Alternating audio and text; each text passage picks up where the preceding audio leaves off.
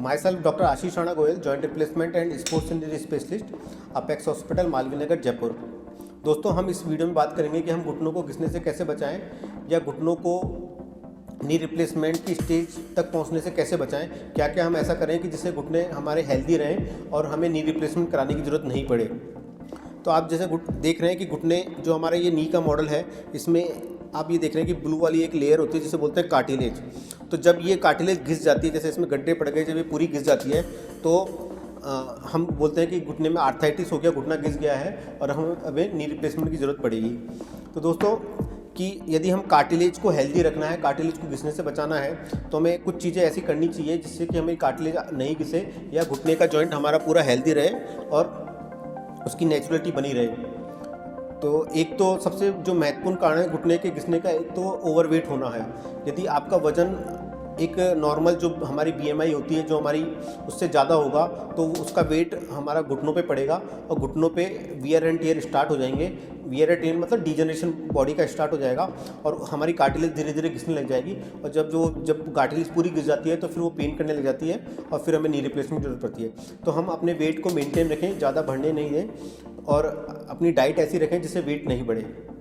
तो एक तो हो गया, फर्स्ट तो हो गया कि हमें अपने बॉडी के वेट को बढ़ने नहीं देना है। यदि वेट हमारा ज़्यादा है तो हमें उसको वेट को कम करना है, जिसके लिए हम डाइटिशियन और जो न्यूट्रिशनिस्ट होती है उनका हेल्प ले सकते हैं।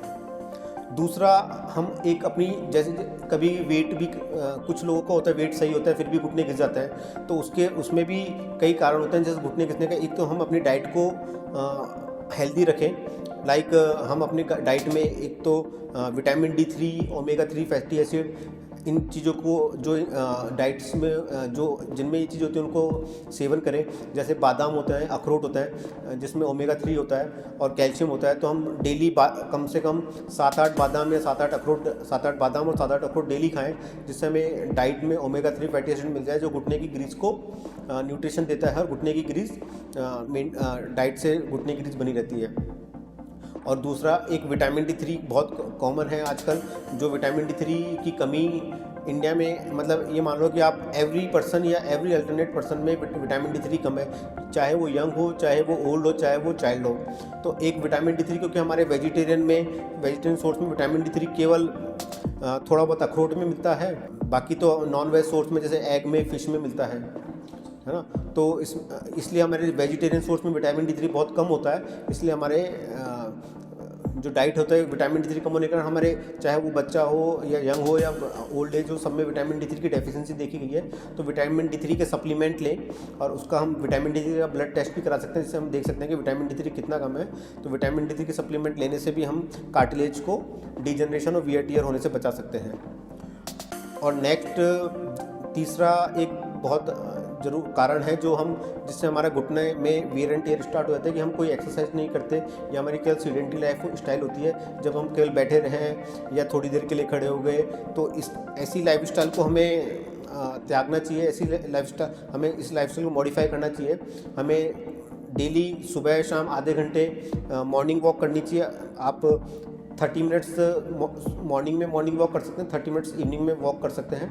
इससे क्या होता है कि जो हमारी कार्टिलेज होती है, एक तरह का फॉर्म होता है। बेसिकली कार्टिलेज एक तरह से हैवी, एक हार्ड फॉर्म होता है। जब हम उस पर चलते हैं तो वो फॉर्म दबता है, उससे वेस्ट प्रोडक्ट निकलते हैं और वो जॉइंट के साइनोवियल फ्लूइड से अपने न्यूट्रिशन लेता है। तो इसलिए हम यदि डेली की रेगुलर मॉर्निंग वॉक रखते हैं 30 मिनट्स 40 मिनट्स मैक्सिमम सफिशिएंट है 40 मिनट्स वॉक करना। तो 40 मिनट्स वॉक करते हैं तो हमारी जॉइंट का कार्टिलेज की हेल्थ मेंटेन रहती है, कार्टिलेज अपना न्यूट्रिशन लेता है साइनोवियल फ्लूइड से। तो एक हमें रेगुलर एक्सरसाइज करनी चाहिए घुटनों की, और मॉर्निंग वॉक या इवनिंग वॉक करनी चाहिए, जिससे अपने घुटनों की हेल्थ सही रहे।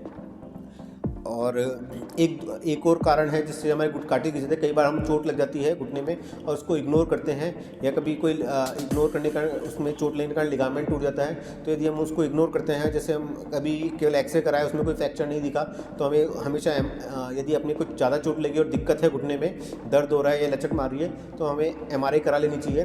तो MRI कराने से हमें ये पता पड़ जाता है कि अंदर कार्टिलेज की चोट है, मेनिस्कस की चोट है, लिगामेंट की चोट है। यदि हम उसको ठीक कर लेते हैं तो भी हमारा कार्टिलेज पे जोर नहीं, कार्टिलेज पे जोर नहीं पड़ता और वो घिसना रुक जाता है और आगे फर्दर हमारा आर्थराइटिस के चांसेस बच जाते हैं। तो ये सब तरीके हैं जिनसे हम घुटनों की हेल्थ को सही रख सकते हैं और आर्थराइटिस से बच सकते हैं और घुटने के नी रिप्लेसमेंट को टाल सकते हैं या उसको होने से रोक सकते हैं। थैंक यू, धन्यवाद।